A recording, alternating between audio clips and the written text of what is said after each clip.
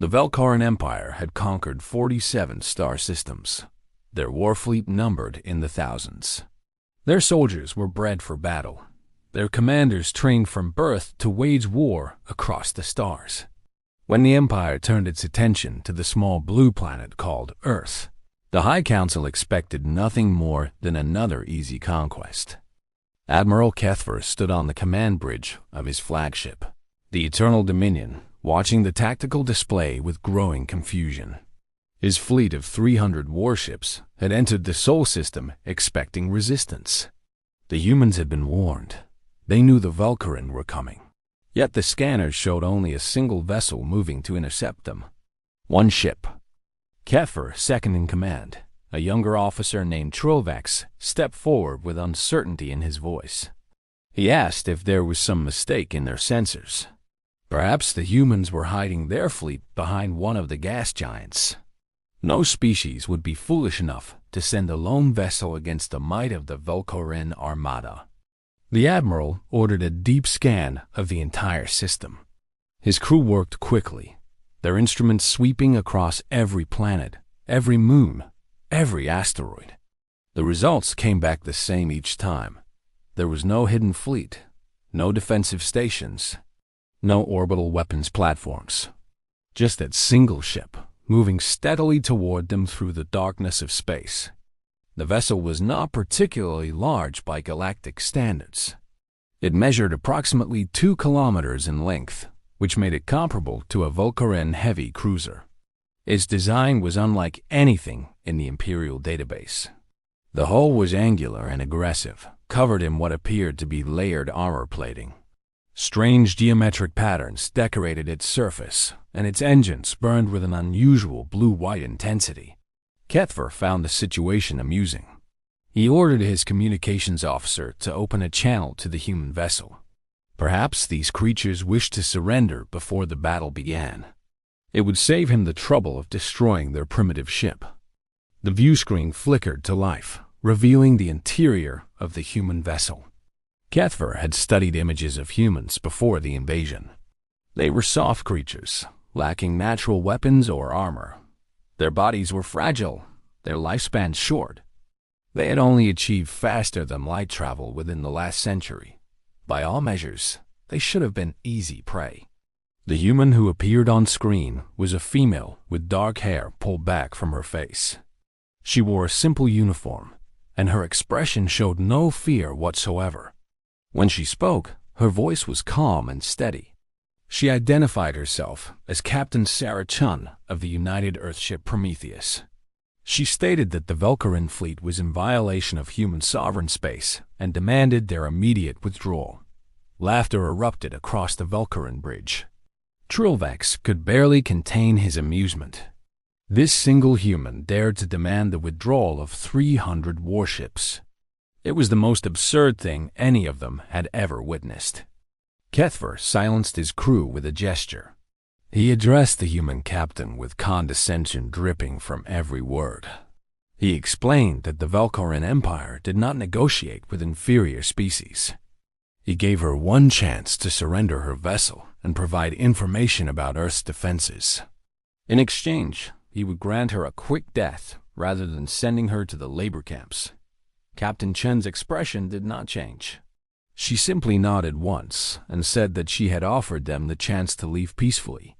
What happened next would be their own fault. Then she terminated the communication. Kethver snorted in contempt. He ordered his fleet to destroy the human vessel and proceed to Earth. 300 warships adjusted their heading, weapons powering up across the formation. The first volley would reduce the Prometheus to scattered atoms. Then the human ship did something unexpected. It accelerated, not in the way normal vessels accelerated. The Prometheus moved with a speed that should have been physically impossible. One moment it was holding position, and the next it was racing toward the Velkaran fleet at velocities that made the tactical officers cry out in alarm. Before anyone could react, the human vessel had crossed the distance between them. It dove into the center of the Velkaran formation like a predator among prey.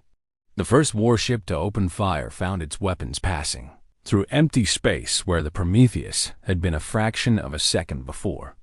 Kethver watched in disbelief as the human ship began its attack. Beams of concentrated energy lanced out from the Prometheus, cutting through Valkyrian shields as if they did not exist. The weapon struck with precision that seemed almost supernatural, targeting engine cores and ammunition storage with devastating accuracy. 3 Valkyrian cruisers exploded in the first 10 seconds. The admiral screamed orders at his fleet, demanding coordinated fire on the enemy vessel. His ships tried to respond, but the Prometheus moved too fast. It wove between the larger warships, using the Valkyrians' own formation against them. Ships that attempted to fire on the human vessel found themselves striking their allies instead. Trilvex called out readings from his console, his voice rising in panic. The human ship was generating power signatures that exceeded anything in Valkyrian technology. Its shields absorbed hits that should have vaporized it 10 times over, and its weapons continued to fire with that same terrible precision. More explosions lit up the darkness. 10 ships destroyed, then 20, then 50. The Valkyrian fleet broke formation, captains acting on instinct rather than orders as they tried to escape the monster in their midst. Kethver demanded answers. How was this possible? How could one ship possess such power? His tactical officers had no explanation. The human vessel was using technology that simply should not exist. It was as if they were fighting something from the far future. Captain Chun's face appeared on his screen again, though he had not authorized the communication. She was smiling now, a cold and humorless expression. She explained that the Valkyrian had made a mistake common to all expansionist empires. They had looked at humanity and seen only a young species with limited technology. They had assumed that humans would be easy to conquer because they had only recently joined the galactic community. The Prometheus executed a sharp turn, its weapons destroying 5 more warships in a single pass. Chun continued speaking without any apparent concern for the battle raging around her. She told Kethver that humanity had spent its entire history at war, not with aliens, but with itself. Century after century, humans had perfected the art of killing. They had developed weapons capable of destroying their own world many times over. When they finally achieved peace among themselves and looked to the stars, they had not abandoned that knowledge. They had refined it. Another Valkyrian ship exploded, then another. The Admiral's fleet was in complete chaos now, vessels fleeing in every direction while the Prometheus hunted them down with methodical efficiency. Chun went on to say that the Prometheus was humanity's answer to a hostile universe. It was built using technologies that no other species had ever imagined, because no other species had spent millennia finding new ways to destroy things. Every advancement, every innovation, every breakthrough in human history had been driven by conflict. The Prometheus represented all of that knowledge combined into a single platform. Kethver watched his tactical display with growing horror. 100 ships destroyed. 150. The human vessel had not even been scratched. He asked Chen why humanity had sent only 1 ship. If they possessed such power, why not send an entire fleet? The human captain laughed at this question. She explained that sending more ships would have been excessive. The Prometheus alone carried enough firepower to glass every planet in the Valkyrian Empire. It was not a warship in the conventional sense. It was a deterrent, a message to any species that might threaten Earth. 200 Valkyrian ships had now been destroyed. The survivors were scattering, jumping to hyperspace in desperate attempts to escape. Chun's expression grew serious once more. She told Kethver that he would be allowed to live. He and the remnants of his fleet would return to Valkyrian space with a message for his emperor. Humanity did not seek war. They did not desire conquest. But they would defend their home with every weapon at their disposal. She leaned closer to the screen, her eyes hard as steel. She warned that the Prometheus was not unique. There were others like it, waiting in reserve. If the Valkyrin or any other empire threatened Earth again, those ships would be deployed, not to defend, but to attack. Human patience had limits, and those who tested them would face consequences beyond their darkest nightmares. The communication ended. Kepler stood in silence on his damaged bridge, watching the Prometheus carve through the last of his fleet. Of 300 warships, fewer than 40 would survive to make the jump home. The greatest military defeat in Valkyrian history, delivered by a single vessel.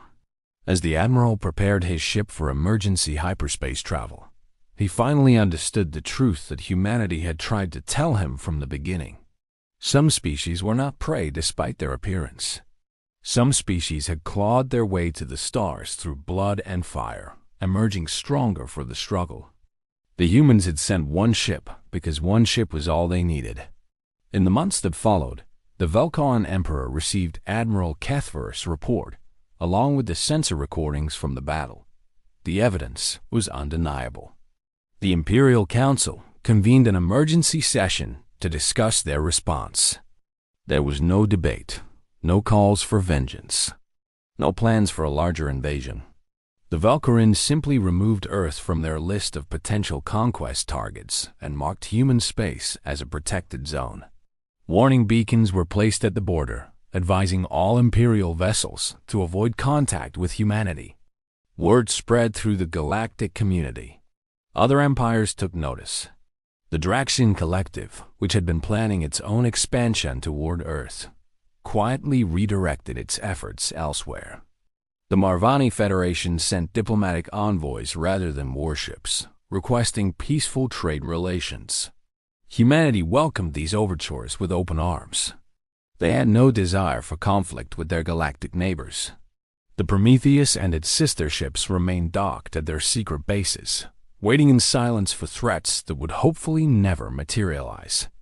Captain Sarah Chun received numerous awards and commendations for her actions. She accepted them with characteristic humility, always deflecting praise to her crew and the engineers who had built the Prometheus. When asked by reporters how she had felt during the battle, facing 300 enemy warships alone, she simply shrugged. She said that she had felt confident. Humanity had spent thousands of years preparing for war. They had just never expected their enemies to come from the stars instead of from across the ocean. In the end, it made no difference. Humans adapted. Humans overcame. And when necessary, humans fought with a ferocity that no alien species could match. The galaxy learned an important lesson during the Battle of Sol. It was not the species with the largest fleet that dominated the stars. It was not the oldest empire or the most numerous population. True power came from determination, from ingenuity, from the refusal to submit to those who would take what was not theirs. Humanity had proven that a single ship, wielded with skill and built with purpose, could humble the mightiest armada. The Valkyrian had asked why only one vessel had come to face them. They had received their answer in fire and blood. One ship was enough, because humanity had made it enough. And that truth echoed across the cosmos, a warning to all who might challenge the small blue planet called Earth.